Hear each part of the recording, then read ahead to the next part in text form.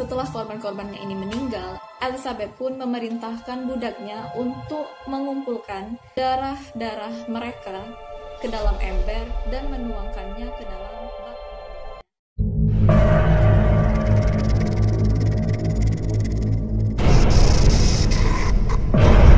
Hai guys, jumpa lagi dengan Mia. Hari ini kita akan membahas mengenai seorang perempuan terkejam sepanjang sejarah yang masuk ke dalam Guinness Book of Records sebagai perempuan pembunuh dengan korban terbanyak. Lalu seperti apa ceritanya? Langsung saja kita mulai.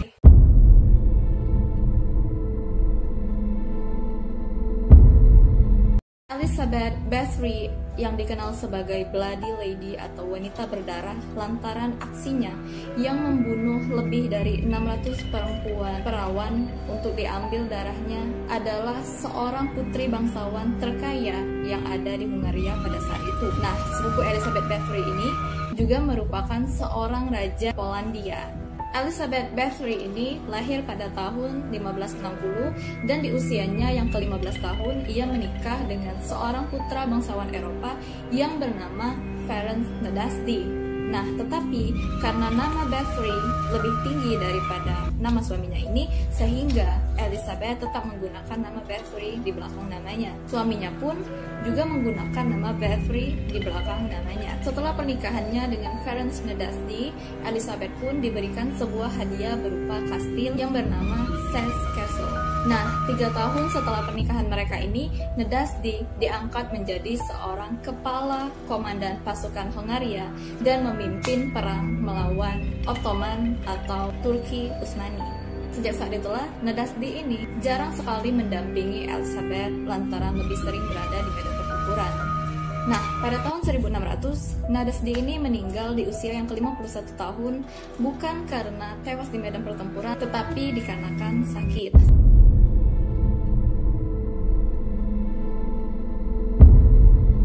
Setelah kematian dari Nadasdy ini, muncullah desas-desus tentang pembunuhan berantai yang dilakukan oleh Elizabeth.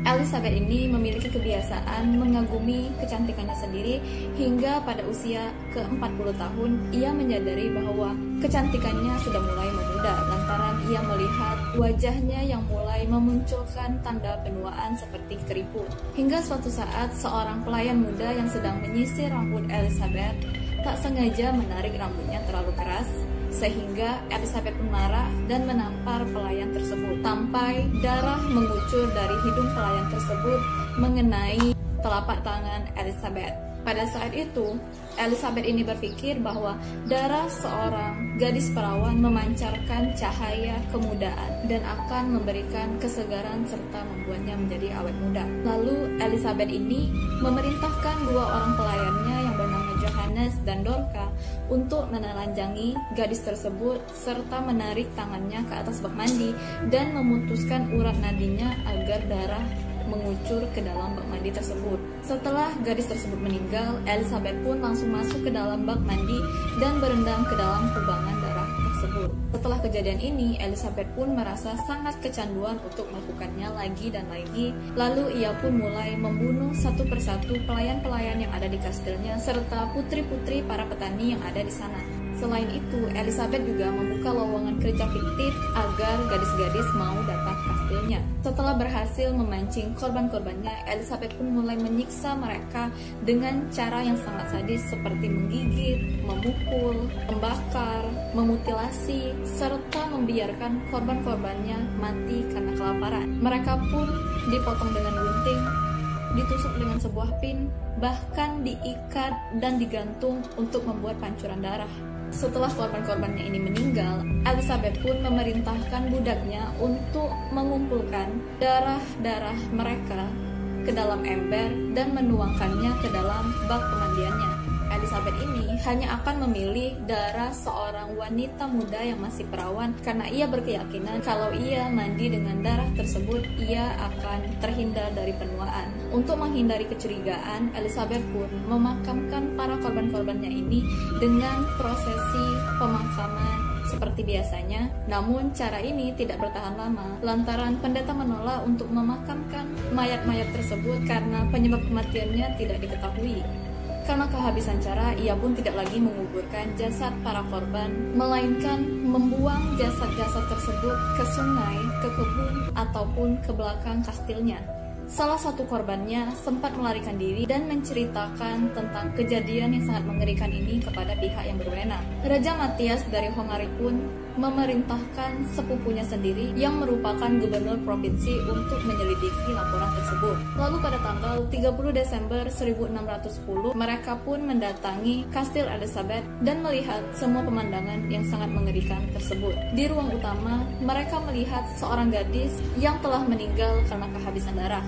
Sedangkan yang masih hidup, tubuhnya terdapat luka bekas tusukan benda tajam. Selain itu, di bawah kastil, mereka juga menemukan sekitar 50 gadis yang telah meninggal.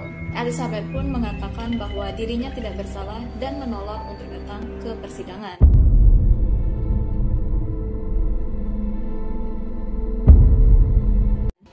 Salah satu budak Elizabeth bersaksi bahwa Elizabeth telah menyiksa dan membunuh lebih dari 40 gadis. Namun faktanya, Elizabeth telah membunuh sekitar 612 gadis yang dicatatnya di dalam buku hariannya. Lalu, orang-orang yang terlibat atas pembunuhan tersebut dihukum dengan dieksekusi dan dikremasi, namun Elizabeth tidak diizinkan oleh hukum untuk dieksekusi lantaran ia menyandang status bangsawan. Pengadilan pun tidak pernah menghukum Elizabeth atas kejahatannya, namun ia ditahan di dalam kastilnya sepanjang hidupnya. Elizabeth dibiarkan di dalam sebuah kamar tanpa jendela yang hanya memiliki celah kecil untuk memasukkan makanan. Lalu 4 tahun setelah itu, pada tahun 1614, seorang penjaga melihat makanan yang diberikan kepada Elizabeth tidak disentuh sama sekali. Lalu ia pun mengintip ke dalam dan melihat Elizabeth telah tertelungkup dengan wajah di lantai. Pada saat itulah Elizabeth dinyatakan meninggal di usia yang ke-54 tahun pada tanggal 21 Agustus 1614.